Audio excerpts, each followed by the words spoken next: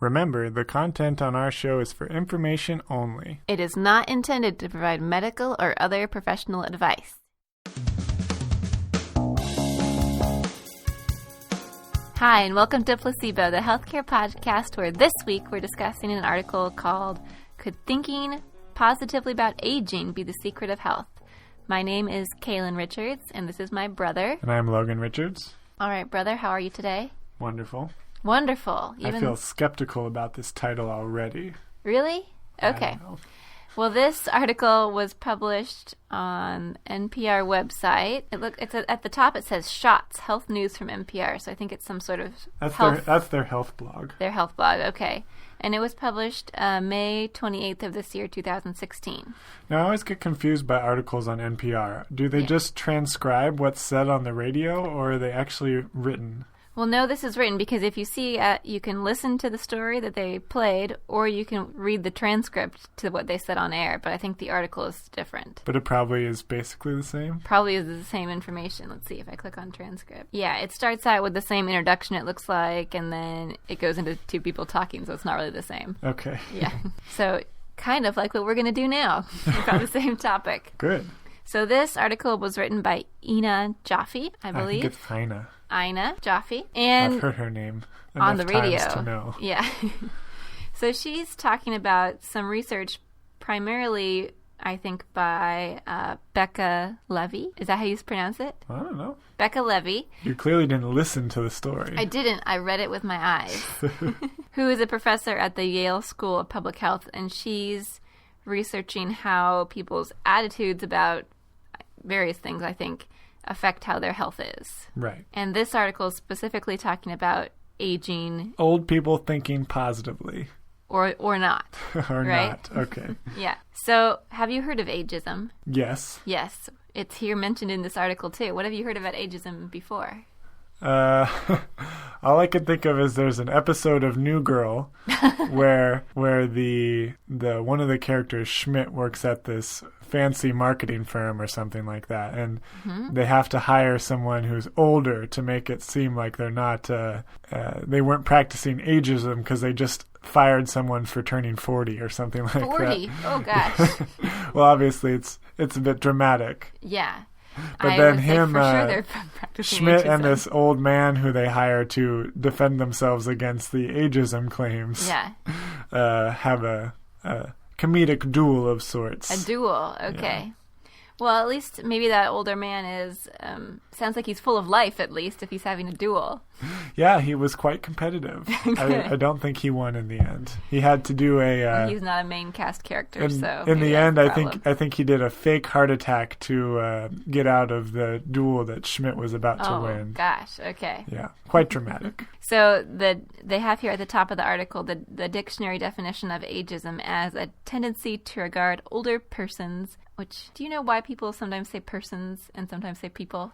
I think you have to know more about the English language than I do. Because I feel like people is the plural of person. So why are you saying persons? But maybe there's something I'm missing. Well, you never know about those dictionary people. Anyways, older persons as debilitated... I'm sure there's a difference. There must be, but I don't know what it is. Debilitated, unworthy of attention, or unsuitable for employment. Now, I was always told, growing up in school, that you're not supposed to start an article like this. I remember several times where you start defining a word and they go, nah, that's lame, you can't do that. Yeah. Well, Ina Jaffe went to school a long time ago, so maybe they didn't get that language. Not saying that her writing style isn't good, but I'm just saying this is funny because I remember being told plenty of times that this is not the way that you start an article. I do remember that. Although once you're a professional, you can do whatever you want. Right. You make the rules. She's got a job, so she can do whatever she wants, I guess. So they're basically, she says that the research suggests that ageism is not just like hurtful or ill-informed. It can actually affect how long people live. And so to back up her statement here, she's discussing the research by Becca Levy that we mentioned earlier. And so she kind of goes through several different studies that Dr. Levy has done. Right. Maybe we can talk about them one by one and kind of give our thoughts as we go. Okay. In the first one, she looked at people's attitudes about aging when they were in late middle age. What does that mean? 50s, I would guess. Okay. I don't know. and then followed them over time. So we would call this a longitudinal study, right? I suppose so.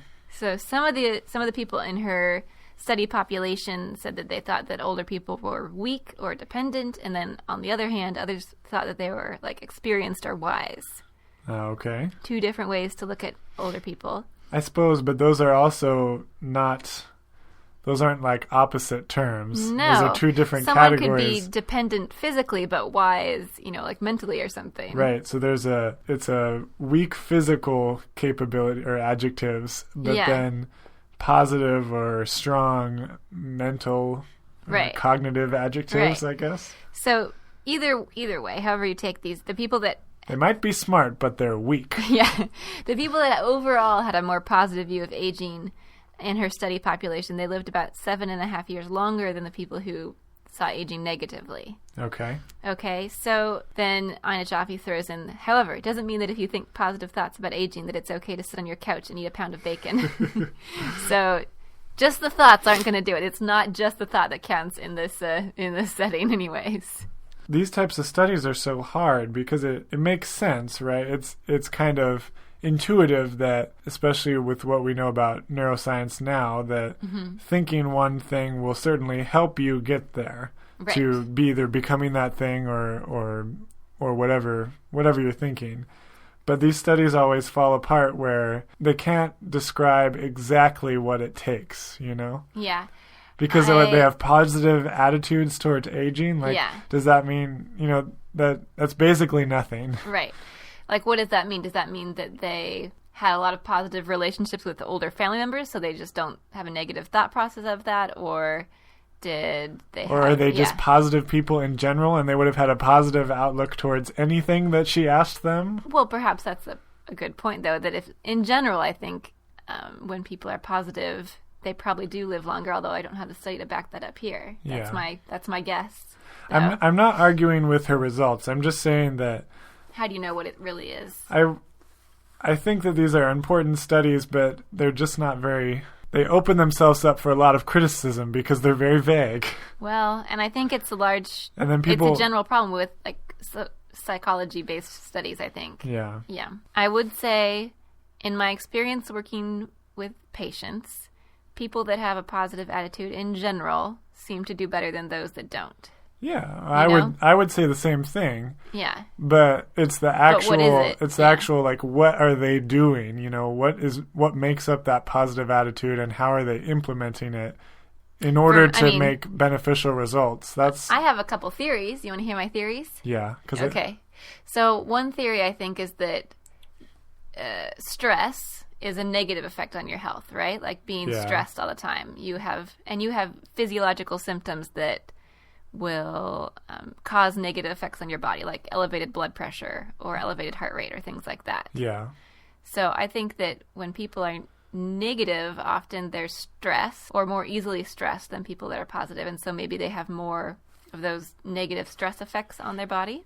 Okay. That's my one area. But what do you mean when people are negative? Because that's the thing is that people always say, "Oh, I'm not a positive person." Well, then I'll talk about that. I mean, I know what that means. As you say it, but I don't know what it means. Like if I were to. Well, I guess what I would say is. I'm just saying this is a scientific study. I want an intervention that I can give to someone, and we all know that telling someone who is thinking negatively to just think positively is not going to work. I think maybe the problem with this is you can't change someone's outlook. They have to change it themselves or not at all, Well, so I don't think it is an intervention. Yeah, well, I'd like it to be. I think it isn't, is what I'm saying. I'm saying if we need to do all this research, then we need to figure out how to make it an intervention. Well, and maybe a psychologist makes this one of their goals with a patient, to work on more positive mindset and reframing things. Yeah, I'm sure they do. Right? Yeah. So maybe that.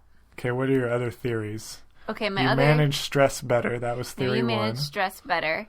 I'm going to say that from my perspective as a therapist, an occupational therapist working with people that are ill, when they have a positive mindset, they're often more able to participate in things that will improve their health, even though they're difficult for them or even though they're unpleasant or things like that. Whereas people that are more negative might just say, I'm not going to get better anyways. There's no point in me doing this. Right. And maybe they won't get better, but maybe they would have if they had done these things, Well, that makes a lot of sense when you think about what Ina Jaffe brought up later in the article was, you might have to remind me, but it was something about people who feel like there's a job to do or some type of meaning have longer lifespans. Was that a different study by Becca Levy? It wasn't a study precisely. She did give this example of... Oh, that was from Patricia Boyle. I see it.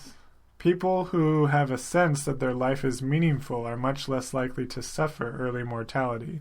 They're less likely to develop disability, that is, trouble taking care of themselves. That's from Patricia Boyle, a neuropsychologist and behavioral scientist at Rush Alzheimer's Disease Center in Chicago.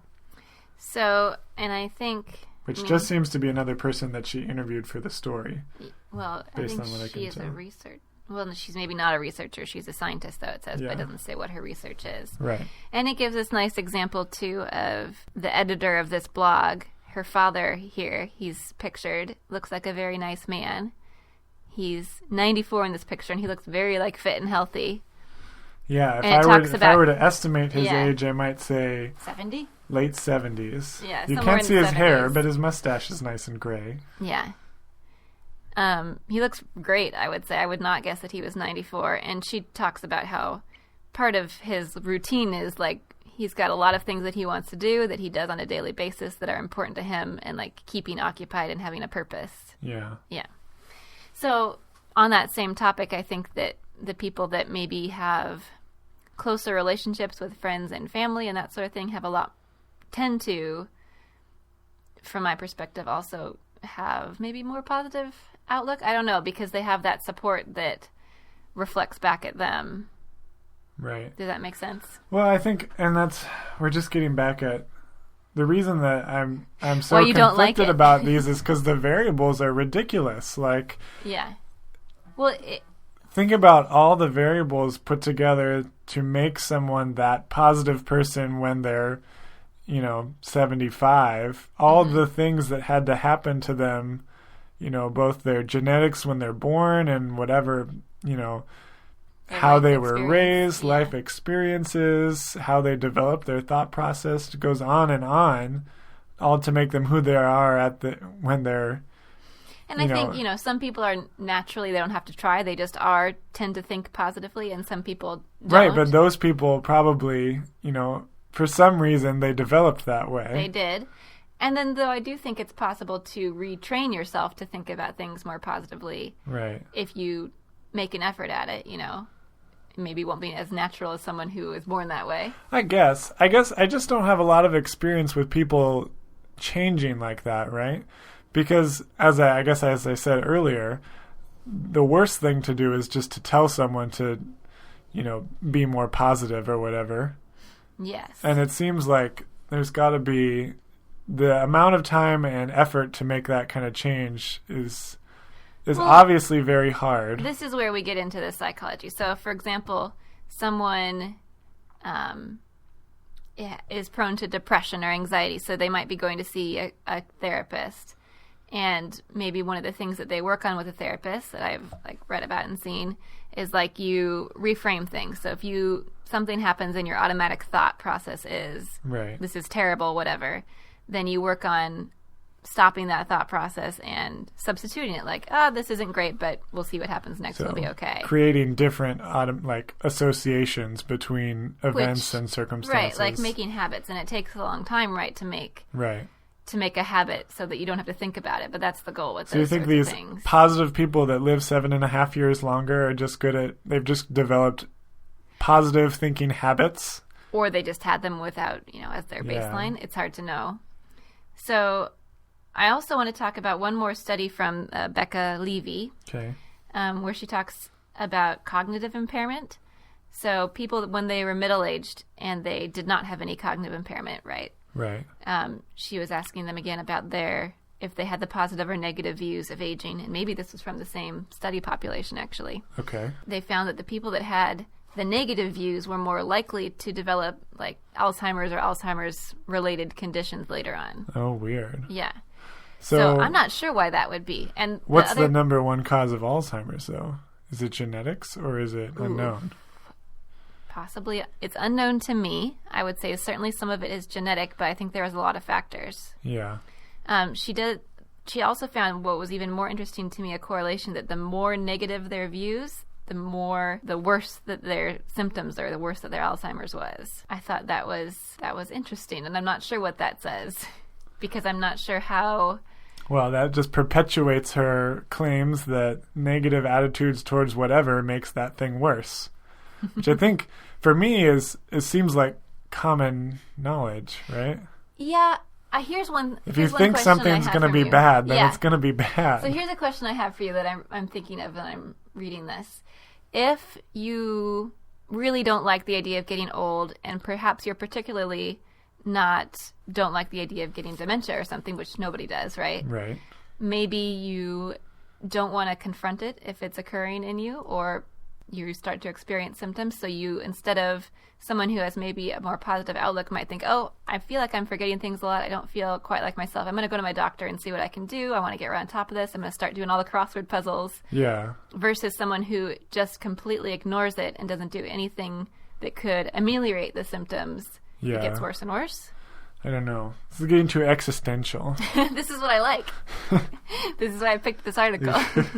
So I'm going to go down to the end of the article. We can finish. This is why I'm annoyed, though. So I want it to be pragmatic. And it's just there's, I don't know. It's so. I'm not, I feel like I'm in line with it. I definitely agree. Like, you positive agree thoughts it. are going to Okay. make things better. But I just wish I knew why instead of just saying that it does. Why? What would you, if you were going to do a study, what would your hypothesis be, or what would you want to do to find this answer? Scientists like hard data, so I think it would be good to do some type of neuroimaging on maybe either type of imaging that we have already or maybe one that hasn't been invented yet. Mm-hmm. So that we can see some type of connection between those two things, because otherwise we don't really know, do we? All we're doing is making correlation. What do you want to know, though, that you don't know? You want to see some difference in their brain structure? I want to see the neurons that are connected to make the positive thoughts, and then how that influences their, the different hormones that are put out, or the different whatever chain of events that leads to make that person's body more durable, I guess. Mm-hmm. I don't know. And right? maybe... And I don't know that we're there, right? It's probably maybe we don't have too far off. The technology is not here. I don't know. No. But once we have computer models of brains, I'm sure they'll figure it out. So maybe you will agree with the last paragraph here of this article, where it says, this is not something a doctor can prescribe as easily as a change in diet. Yes. So it's not, they understand that it's not like, eat healthy and you'll live longer. Yeah. And I think this is the trouble of therapists, too. That like not our kind of therapist or any type. I think almost anyone who's a healthcare person whose job ends in therapist, because they're your... Speech therapist? Yeah. Well, see, the doctor prescribes interventions. Mm-hmm. But the people who are literally called therapists, they are the intervention. Mm-hmm. They have to be the intervention. Like it has to be part of you. Well, we have classes titled Therapeutic Use of Self. Right. Like, how do you interact with people to give the most therapeutic outcome to that person? And that's why this is so annoying for me, because the doctor or whatever, the prescription is to think positively, right? By this researcher says, think positively, you'll live longer. And but then we have all these people who are named therapists that are trying to figure out how to make that intervention happen. Well, it just seems like there's a big disconnect, Here's what they suggest. It's different than you discovered the medication and now you can give it to them, or even like, this is an exercise program that's shown to be useful. But even that's hard, because that's very straightforward. This is very abstract. If you have someone that doesn't want to do that exercise, that's, I think, a positive. Well, I don't know. I think that's more. But you're trying to make them better. Negative. You have to figure out. That's what I'm saying. It's as someone whose job it is to be the intervention. These kind of things are frustrating. So they end up. I have one thing I want to say. They end up by talking about how both of their researchers research, both of their scientists' research suggests that you shouldn't assume that you're going to be useless when you're older, and that if that's your assumption, probably you'll live longer. Yeah. So what I want this makes sense, right? Yeah. We should talk about that. What's that? We should talk about how we can promote that type of attitude. Okay, so I want to talk about that. Yeah. And this reminds me of external versus internal locus of control. Okay. Do you remember this? No. I think it was in like psychology class. I mean, I could probably estimate what it means. What do you think it means?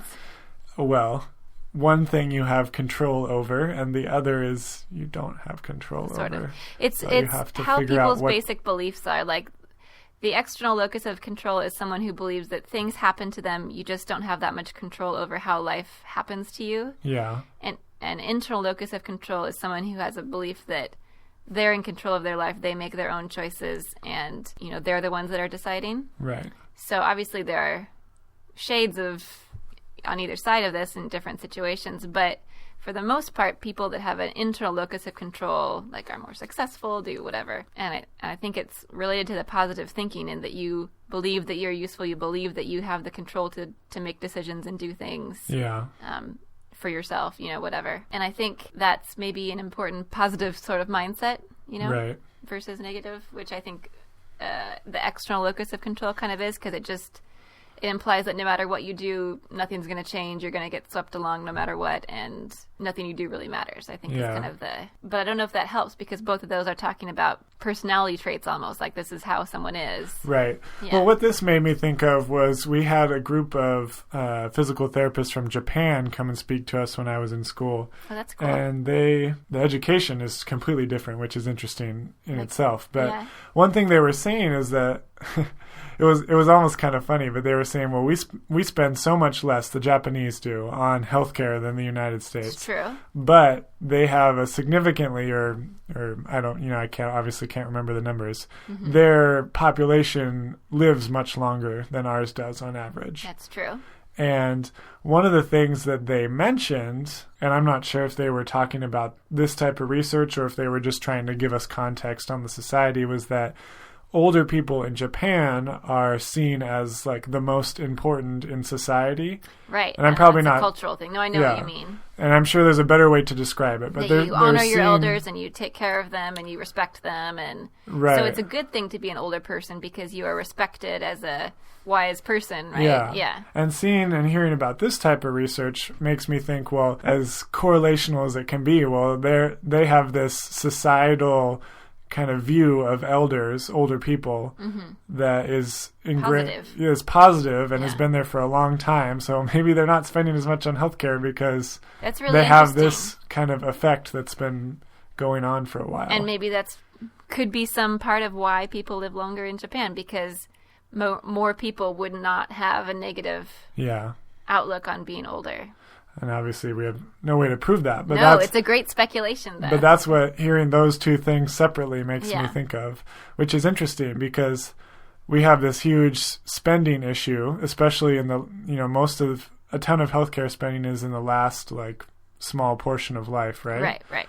So what if we could reduce spending like the Japanese seemingly have by kind of invoking this positive outlook on older people? It is interesting. It makes me think that there's some type of public health initiative that would make people feel more important as they age, or give them some type of job that would be helpful, and then therefore contribute to less healthcare spending, which is good, obviously, but also a healthier population and a longer lived population. So, it doesn't. I think everyone wants to feel useful, and when you feel like you're not useful, that's when maybe the negative thoughts come in. Yeah. I don't know. So maybe you don't have to be old to feel like you're not useful. Maybe if you feel like you're not useful, then that perpetuates negative thoughts. I don't know.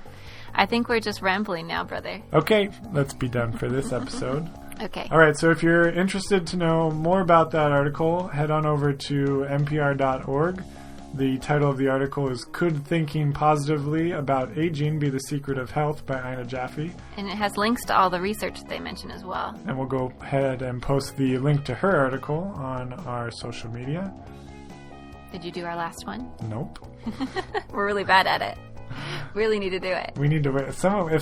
Once someone wants the link and can't find it on their own, then we'll start posting it. Oh, no. Thank you to James Aiken for our music. And thank you to all of you who are still out there listening. It's amazing. We'll see you next week with a new episode. All right. Goodbye.